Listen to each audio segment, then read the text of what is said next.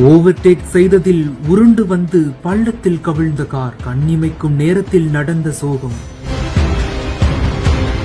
கோவை தொண்டாமுத்தூர் பகுதியைச் சேர்ந்த அனில் என்பவர் குடும்பத்தோட பவானியில நடைபெற்ற துக்க நிகழ்வுல கலந்துகிட்டு வீட்டுக்கு வந்துட்டு இருந்ததா சொல்லப்படுது. இந்த நிலையில தான் நாமக்கல் மாவட்டம் குமாரபாளையம் சிவசக்தி நகர் தேசிய நெடுஞ்சாலையில வந்துட்டு இருந்த போது முன்னாடி போயிட்டு இருந்த லாரியை ஓவர்டேக் எடுக்க டிரைவர் முயற்சி பண்ணிருக்காரு. ஆனா துரதிருஷ்டவசமா ஓட்டுநரோட கட்டுப்பாட்டை இழந்து உருண்டபடி சர்வீஸ் சாலையில உள்ள பள்ளத்துல கவிழ்ந்து விபத்துக்குள்ளாயிருக்கு. இதுல அதிர்ஷ்டவசமா எந்த ஒரு உயிர் சேதமும் இல்லாம லேசான காயங்களோட மட்டும் அனில் குடும்பத்தார் உயிர் தப்பிச்சிருக்காங்க. இதையடுத்து அவர்களுக்கு முதலுதவி அளிக்கப்பட்ட நிலையில் வீடு திரும்பியிருக்காங்க.